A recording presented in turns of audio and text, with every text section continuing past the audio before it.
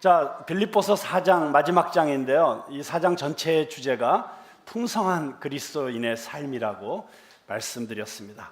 예수님께서 이 땅에 오신 목적은 우리로 하여금 생명을 얻게 하고 더 풍성히 얻게 하려 하심이라 라고 하는 요한복음 10장 10절의 말씀에 잘 나와 있습니다. 그런데 어떻게 우리가 예수님이 우리에게 주시기 원하시는 그 풍성한 삶을 누릴 수 있을까?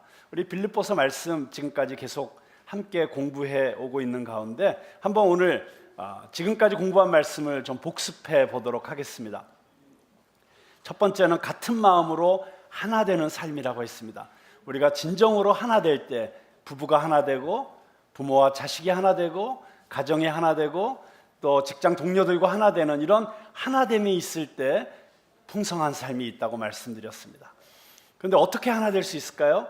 바로 우리가 예수 그리스도의 마음으로 서로를 섬기고 서로를 겸손하게 자기를 낮추고 자기보다 남을 낮게 여기는 이런 그리스도의 마음으로 우리가 서로 하나 될 때, 내가 예수님의 마음을 품고 당신이 예수님의 마음을 품을 때 거기에 그리스도 안에서 하나 되는 역사가 일어난다고 말씀드렸습니다. 두 번째는 항상 기뻐하는 삶이라고 말씀드렸죠. 어떻게 해요? 우리가 기뻐하라라고 명령하시는 그 명령에 순종하기로 결정할 때, 우리가 온도계가 아니라 온도 조절계가 되기로 결단할 때, 상황을 바라보는 것이 아니라 나를 위해서 주님께서 십자가와 부활을 통해서 이루신 그 일들을 바라볼 때 우리는 항상 기뻐하는 삶을 살 수 있다고 말씀을 나누었습니다. 자, 세 번째는 무엇이죠? 관용을 베푸는 삶이라고 했습니다. 서로 용서하고 품어주고. 왜요? 그 이유가 무엇이라고 했습니까? 주께서 가까우시니라.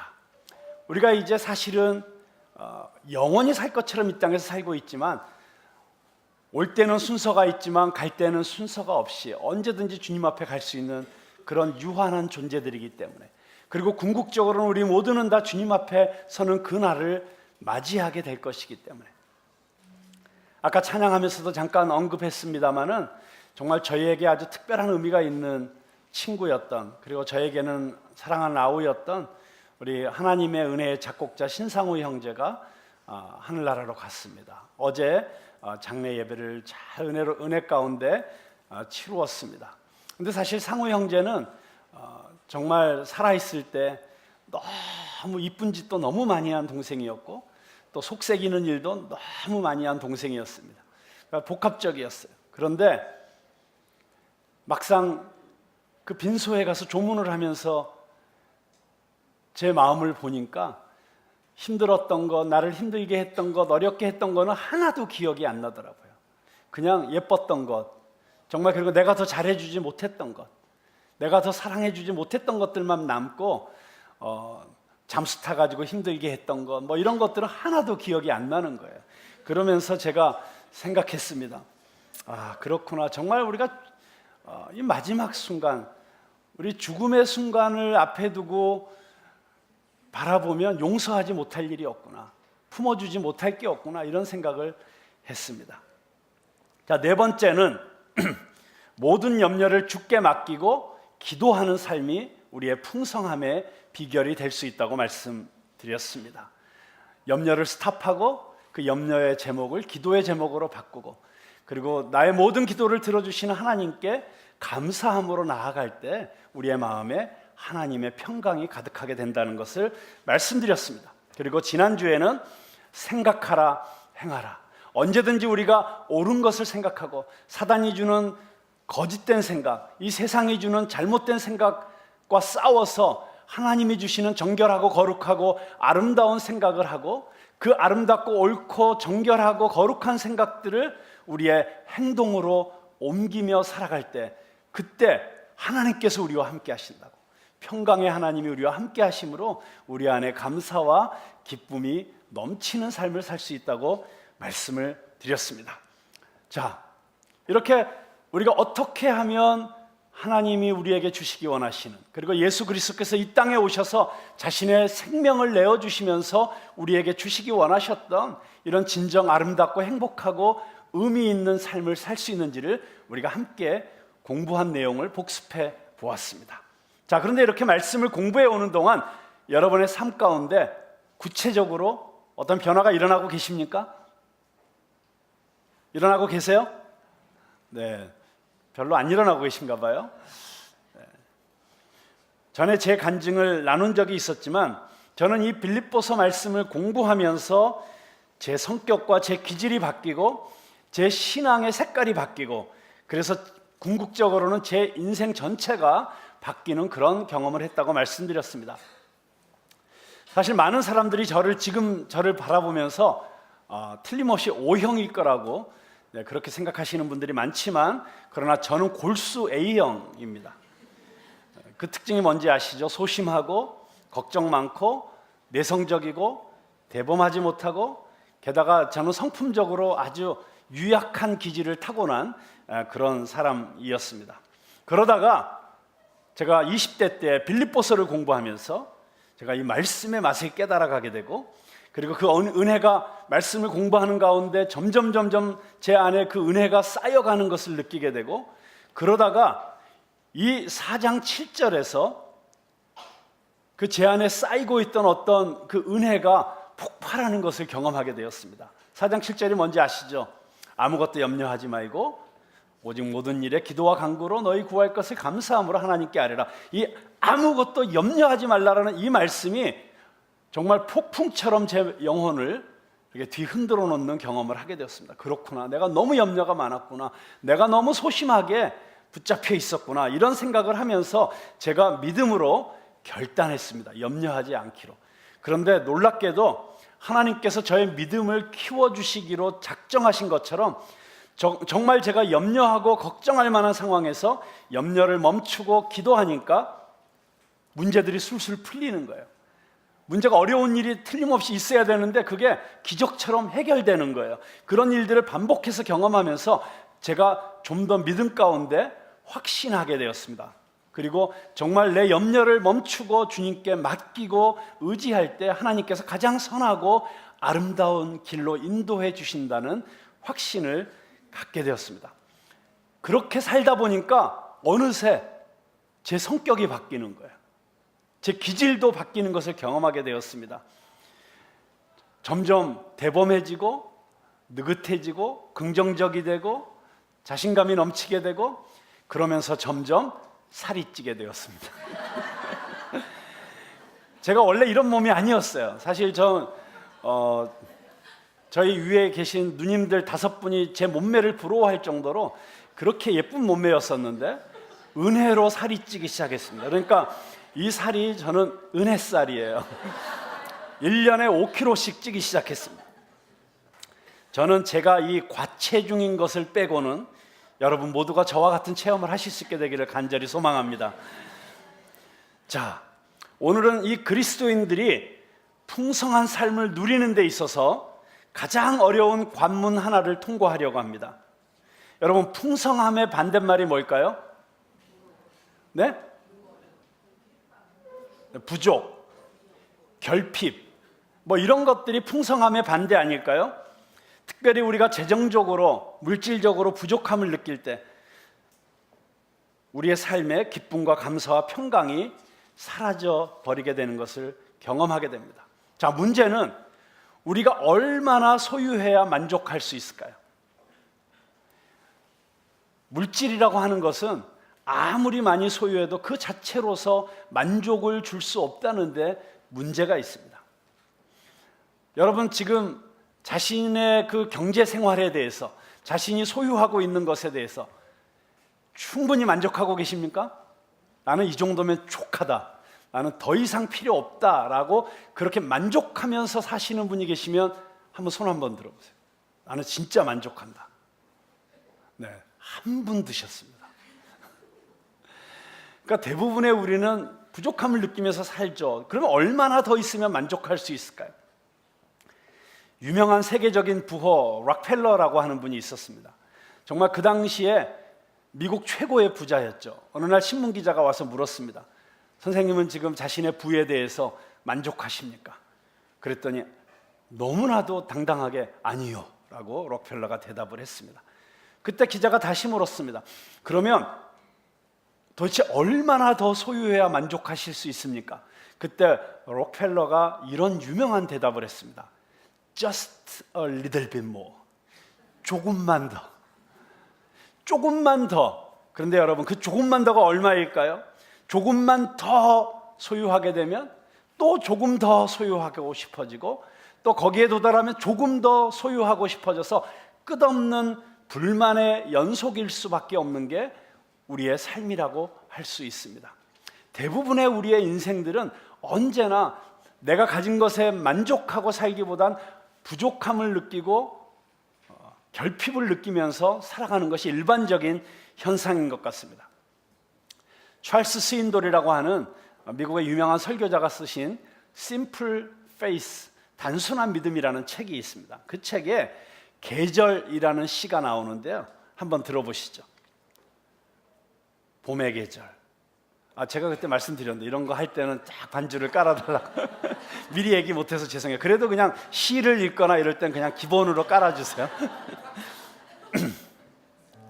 계절. 봄의 계절. 나는 여름을 기다렸네. 그 따뜻한 햇살과 시원한 들녘을. 여름의 계절. 나는 가을을 기다렸네. 화려한 잎사귀들의 추락과 그 신선한 차가움을. 가을의 계절. 나는 겨울을 기다렸네.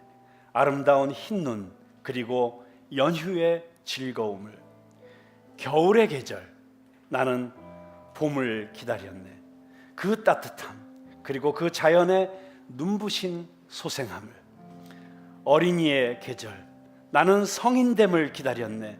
그 자유함, 그 존경스러운 의젓함을. 20대의 계절. 나는 30대를 기다렸네. 그 성숙함, 그 화려한 변신의 때를. 중년의 계절.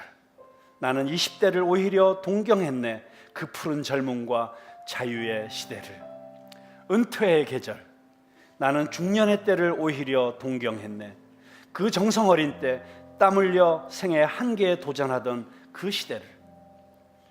그러나 이제 나의 생은 다하고 나는 결코 나의 원함을 얻지 못했다네. 계절이라는 시였습니다. 여러분 들으시면서 어떤 마음이 드셨어요? 좀 이렇게 가슴이 좀 아리지 않습니까? 우리의 인생이 이렇게 끊임없이 지금의 내가 아닌 다른 어떤 시대를 동경하면서, 그러면서 지금의 현재의 삶 가운데 부족함과 결핍을 경험하면서 한 번도 만족함을 누리지 못하고 살다가 간다면 그것은 얼마나 생애 큰 비극일까요? 그와는 반대로 시편 23편은 이렇게 고백하고 있습니다. 여호와가 나의 목자시니 내게 부족함이 없도다. 내게 부족함이 없도다. 참으로 만족스러운 삶이라고 고백하고 있습니다. 자, 어떻게 우리는 언제나 부족함과 결핍함을 느끼고 그렇게 살아가는 존재가 아니라 이렇게 시편의 기자처럼 내게 부족함이 없다고 자신의 풍성한 인생을 고백할 수 있는 삶을 살 수 있을까요? 바로 그런 참된 만족에서 오는 풍성한 삶의 비결은 오늘 사도 바울은 자족하는 삶이라고 우리에게 가르쳐주고 있습니다. 자족, 스스로 족한 줄 아는 것입니다. 바울 사도가 예수님을 만나고 나서 한평생 추구했던 삶의 아주 중요한 스타일 중 하나가 자족하는 삶이었습니다. 본문 11절 말씀, 내가 궁핍함으로 말하는 것이 아니라 어떠한 형편에든지 나는 자족하기를 배웠노니. 자, 여러분 여기서 아주 굉장히 중요한 단어가 하나 있죠. 그것은 무엇입니까? 사도 바울은 이 자족하는 삶을 배웠다고 이야기하고 있습니다. 저절로 자족이 되어지는 것이 아니라 그는 배운 것입니다. 자족하는 삶, 훈련으로 되어지는 것입니다. 예수 그리스도를 따름으로써 되어지는 것입니다. 자, 이어지는 13절 말씀을 보십시오. 아주 유명한 기절이죠. 심지어는 믿지 않는 사람들까지도 이 기절은 다 아는 그런 기절이고, 우리 대부분의 그리스도인들이 가장 좋아하는 성경 기절로 인용하는 말씀이 바로 이 13절의 말씀입니다. 한번 같이 읽어볼까요? 시작. 내게 능력 주시는 자 안에서 내가 모든 것을 할 수 있느니라. 자, 그런데 이 말의 뜻이 무엇입니까? 이 말씀처럼 사실 오해받고 있는 말씀도 없습니다. 이 말의 뜻이 내가 경제적으로 내 삶이 아무리 가난해도 내게 능력 주시는 전능하신 하나님을 믿고 의지하면 내 가난함이 당장의 부요함으로 바뀌어질 수 있다는 그런 이야기입니까? 결코 그렇지 않습니다. 오히려 정반대의 뜻이라고 할 수 있습니다. 그런데 왜 우리는 이 구절의 말씀을 오해하고 있을까요? 그것은 그 앞에 구절 12절을 읽지 않고 건너뛰어서 그렇습니다. 자, 12절의 말씀 한번 같이 읽어보겠습니다. 시작. 나는 비천에 처할 줄도 알고 풍부에 처할 줄도 알아. 모든 일 곧 배부름과 배고픔과 풍부와 궁핍에도 처할 줄 아는 일체의 비결을 배웠노라. 아멘. 자, 이 말씀이 무슨 뜻입니까? 이 말씀은 이렇게 풀었을 수 있습니다. 나에게는 배부를 때가 있었다. 그때 나는 배부름의 만족에 빠져서 하나님을 떠나거나 죄를 짓는 생활을 하지 않았다. 오히려 하나님과 더 바른 관계를 유지했고 내 삶에 대해서 감사하며 살았다. 물론 배고플 때도 있었다. 그때도 나는 비루해지지 않았고 여전히 하나님을 의뢰했으며 가난함 때문에 죄를 짓지 않았다. 그리고 오히려 내 마음에는 평온함과 기쁨이 있었다. 나는 배부름에도 배고픔에도 처하는 일체의 비결을 배웠다. 이런 말씀 아닙니까? 여러분, 인생을 살다 보면 건강할 때도 있고 병약할 때도 있습니다. 가난할 때도 있고 부유할 때도 있습니다. 여유가 있을 때도 있고 쪼달릴 때도 있습니다. 그런데 여기서 내가 능력 주시는 자 안에서 내가 모든 것을 할 수 있다는 것은 당장 내가 병에서 회복되어서 건강을 되찾는 것이나 가난을 부로 바꾸는 것이 아니라, 물론 하나님의 은혜 가운데 기적적으로 그런 일들이 일어날 수도 있습니다만은, 오늘 본문이 강조하는 바는 내가 건강할 때나 병약할 때나 부할 때나 가난할 때나 어떤 경우에도 나는 만족하고 승리하는 법을 배웠다는 뜻입니다. 그것이 자족입니다. 스스로 족할 줄 아는 마음. 여러분, 우리의 신앙생활의 승리를 위해서 이 자족이라고 하는 것, 스스로 족한 줄 아는 마음은 너무나도 중요한 것입니다. 디모데전서 6장 6절에서 10절 말씀에 보면 사도 바울은 자기의 사랑하는 믿음의 아들 디모데에게 이렇게 가르치고 있습니다. 그러나 자족하는 마음이 있으면 경건은 큰 이익이 되느니라. 우리가 족한 줄 아는 마음이 있을 때 우리의 경건생활, 우리의 신앙생활에 큰 유익이 있다는 것입니다. 그런데 이걸 반대로 말하면 어떻게 해석할 수 있어요? 우리가 자족할 줄 모르면, 만족할 줄 모르면, 지금 내 삶의 처지와 환경에 만족을 누리지 못하고 언제나 결핍을 느끼고 언제나 그 욕심 가운데서 부족함을 느끼고 살아가고 있으면 우리의 경건 생활에 도움이 안 된다는 거예요. 어느 정도로 도움이 안 되느냐? 자, 7절에 보면 우리가 세상에 아무것도 가지고 온 것이 없음에 또한 아무것도 가지고 가지 못하리니 우리가 먹을 것과 입을 것이 있은즉 족한 줄로 알 것이니라. 그러니까 내가 최소한 먹을 거 있고 입을 거 있으면 족한 줄 알아야 된다는 이런 기준을 제시하고 나서, 그런데 우리 인생의 대부분 그렇게 살지 못하니까 어떤 일이 일어나는가? 9절에 보십시오. 9절 말씀에 보면 부하려 하는 자들은 시험과 올무와 여러 가지 어리석고 해로운 욕심에 떨어지나니, 욕심에 빠진다는 거예요. 곧 사람으로 그 욕심이 파멸과 멸망에 빠지게 하는 것이라. 여러분, 대부분 우리 마음이 왜 힘듭니까? 욕심 때문에 힘든 거잖아요. 더 가지려고 하고 더 누리려고 하고, 그것이 돈이 되었던 권력이 되었던 쾌락이 되었던 내가 만족할 줄 모르는 그 끝없는 욕심, 그게 우리를 힘들게 하는 게 아니에요. 그리고 그 욕심에 휘둘려서 결국 무리하게 되고 해서는 안 될 짓들을 하게 되고, 그러다가 파멸과 멸망에 빠지게 되는 경우가 얼마나 많이 있습니까? 그러면서 마지막으로 결정타를 사도 바울이 날리지요. 돈을 사랑함이 일만 악의 뿌리가 된다고 했습니다. 그리고 이것을 탐내는 자들, 부함을 탐내는 자들, 돈을 탐내는 자들은 미혹을 받아서 믿음에서 떠나게 된다고 했습니다. 여러분, 얼마나 심각한 결과를 우리에게 가져오고 있습니까? 그리고 마지막으로 보세요. 많은 근심으로써 자기를 찔렀도다. 여러분, 자족하지 못하는 마음은 끝없는 근심과 걱정과 불안에 쌓여 있을 수밖에 없다는 것입니다. 그렇다면 우리는 어떻게 이 자족을 배울 수 있을까요? 어떻게 우리는 만족하면서 살아가는 삶을 살 수가 있을까요? 제가 최근에 아주 재미있는, 좀 의미 있는 글을 읽었습니다. 제가 글의 내용을 좀 읽어드릴게요. 어느 날 덜컥 탈이 났었다. 오랜만에 모임에서 유쾌하게 저녁 식사를 마치고 귀가했는데 갑자기 허리가 뻐근했다. 자고 일어나면 낫겠거니 대수롭지 않게 여겼는데 아침에는 일어서기조차 힘들었다. 그러자 하룻밤 사이에 일들이 나로서는 굉장한 일들로 바뀌어 버렸다. 세면대에서 허리를 굽혀 세수하기, 바닥에 떨어진 물건 줍기, 양말을 신기, 기침을 하는 일, 앉았다가 일어나는 일이 내게는 더 이상 평상시 일이 아니었다. 나에게 비로소 몸의 소리가 들려왔다. 언제나 마음대로 될 줄 알았던 나의 몸이 이렇게 기습적으로 반란을 일으킬 줄은 예상조차 못했던 터라 어쩔 줄 몰라 쩔쩔매야했다. 이때 중국 속담이 떠올랐다.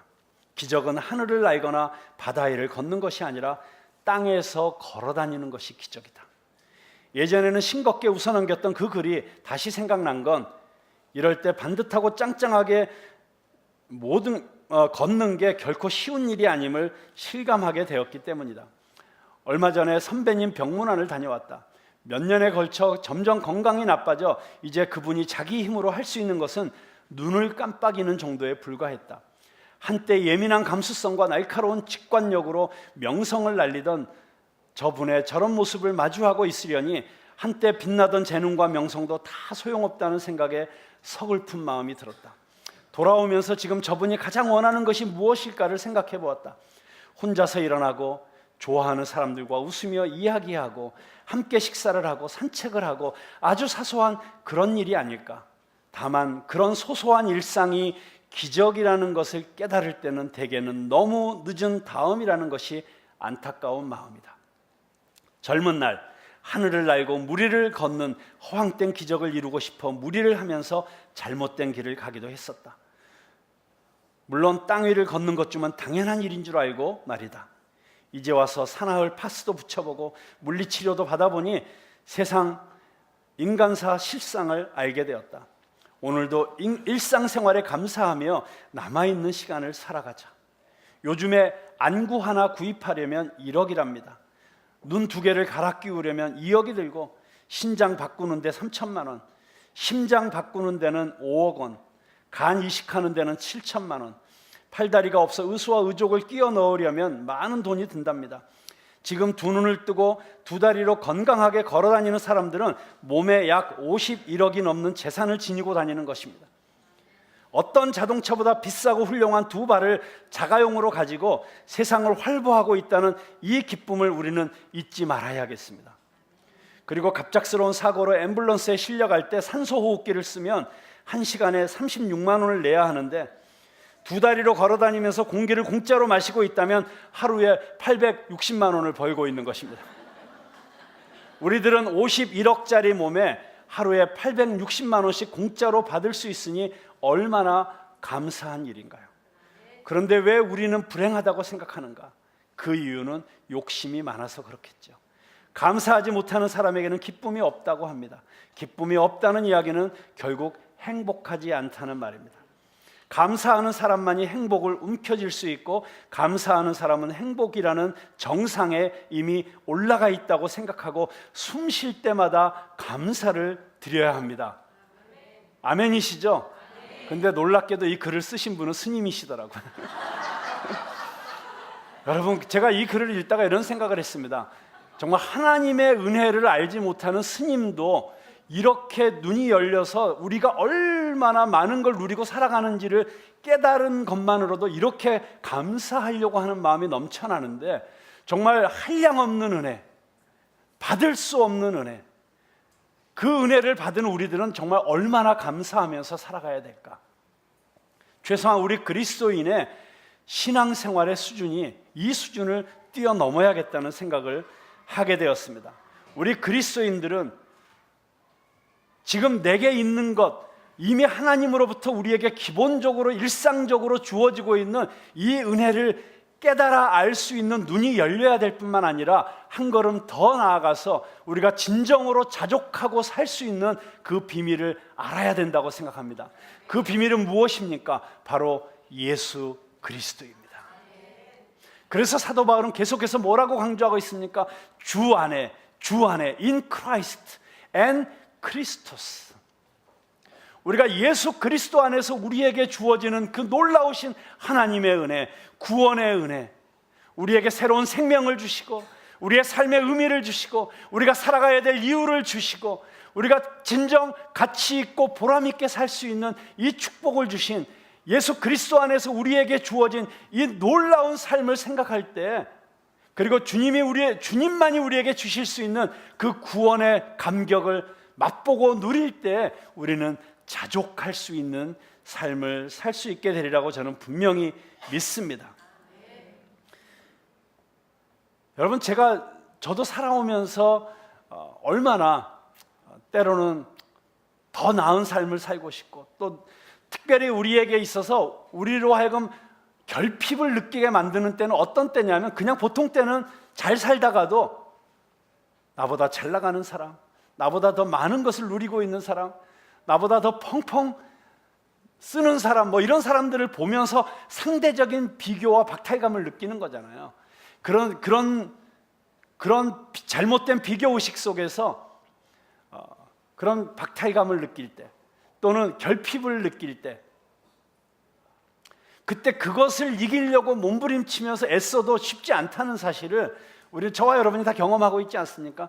그런 부족함 그 자체를 이겨내려고 자족하지 못하는 마음 자체를 바꿔보려고 하는 것이 얼마나 힘든 것인지 우리는 알고 있습니다. 그런데 언제 우리는 그 욕심을 내려놓을 수 있습니까? 언제 그런 마음을 극복할 수 있습니까? 우리가 진정으로 가치 있는 것을 누리며 살아갈 때. 여러분, 그러기 위해서 우리는 더 좋은 것이 무엇인지를 보는 눈이 있어야 됩니다. 진정으로 우리 삶에 만족을 주는 진정한 행복이 무엇인지를 먼저 깨달아야 됩니다. 그리고 나서 그것을 맛보아 누리면서 살 때 우리는 이 세상 것에 대한 결핍, 이 세상 것에 대한 부족함, 만족하지 못하는 마음을 극복할 수 있다고 하는 것입니다. 인간은 억지로는 안 되는 존재인 것 같아요.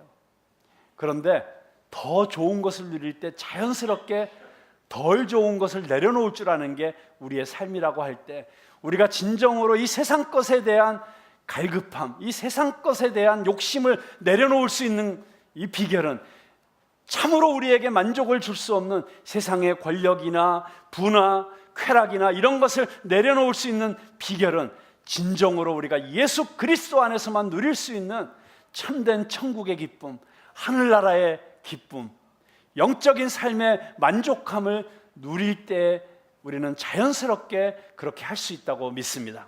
그런 의미에서 우리는 주 안에 있어야 됩니다. 그래서 사도 바울은 뭐라고 얘기하고 있습니까?